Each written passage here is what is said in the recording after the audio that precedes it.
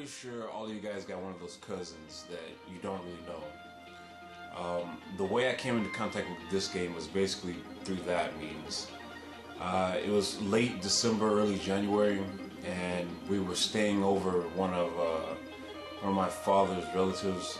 You have those relatives that you don't really know, but you have to meet them and intermingle with them to be nice.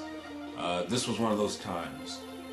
And you know how it goes. You're sitting in the living room, and someone says, so and so has a Nintendo in the back room. Why don't you guys go back there and have some fun? So I go back there, and I don't really know my cousin. I didn't really know him that well at the time.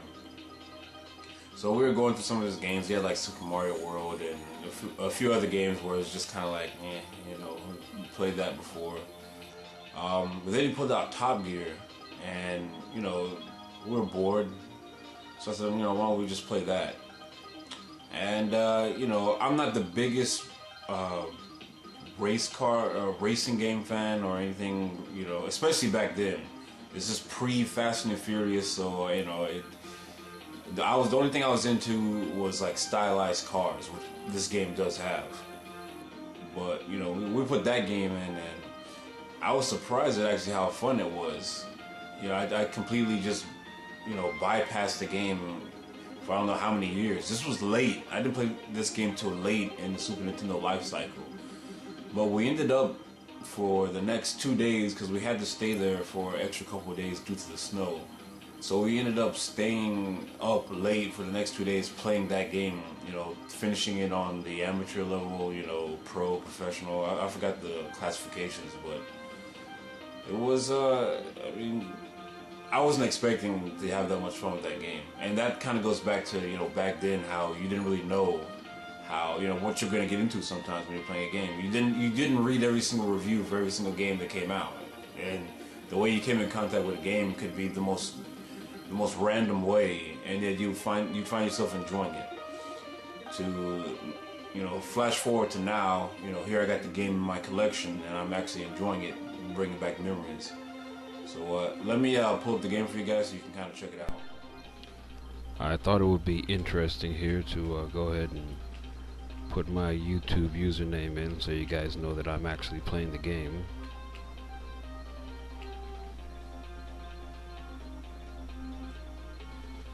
Now I can actually drive standard, but in the game, especially this one, it's a lot easier to play. And of course, here you can go and customize your controls. I prefer Type D. I forgot what my cousin preferred. A selection of cars. You need to pay attention to this. There's different speed,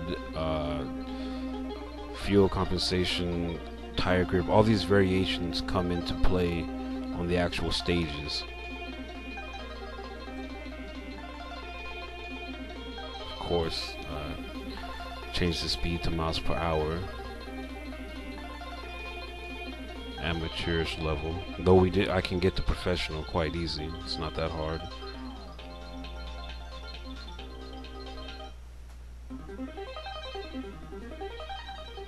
Now this first stage really sets up the game. It really does a good job of getting you into the game. And I also like how they actually put your name that you typed in at the beginning of the race. It kind of personalizes the race a little bit more. Now the game plays pretty much like most racing games. I mean, most racing games don't deviate too much from the standard stuff. The controls in the game are pretty tight, very responsive. Back then and even now, there's not a point where I get really frustrated with the controls.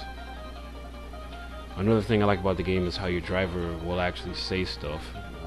As you just seen, a little word bubble or comment will pop up, like after you use NOS, or after you have used NOS and you run into somebody, he'll make a comment. He'll shout at the other drivers.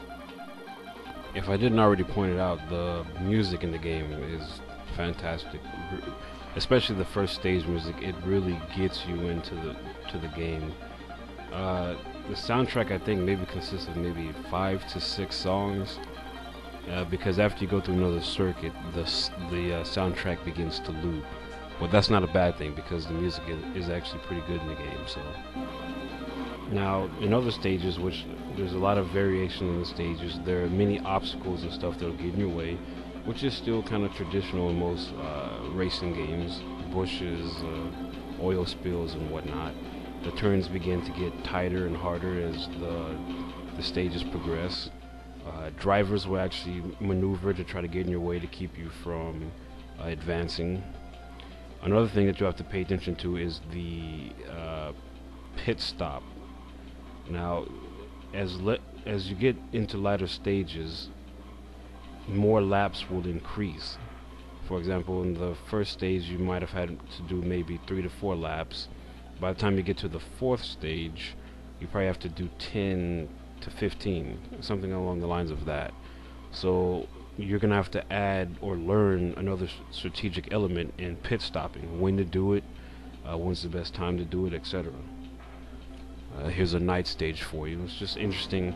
I pay attention to the graphics. I'm very the way they did this, as far as this being a nighttime stage, as is very interesting. I mean, it looks like they basically just darkened the level and then left out a small a small area.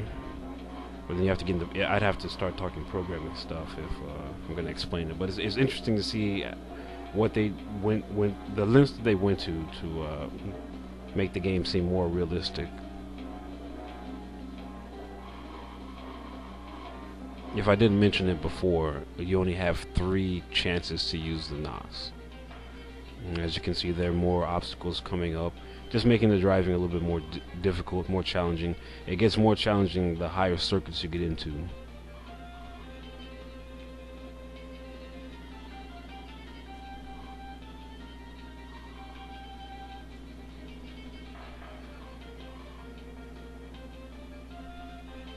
And here's, of course, the pit stop. Again, it's a strategic element. You have to know when would be the perfect time to do it, because you are going to lose a spot or two.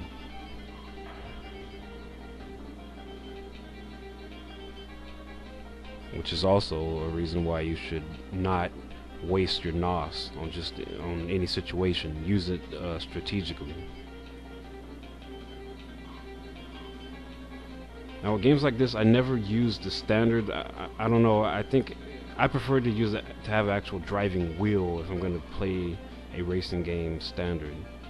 But I hope you guys enjoyed my little brief history into the game TopGear.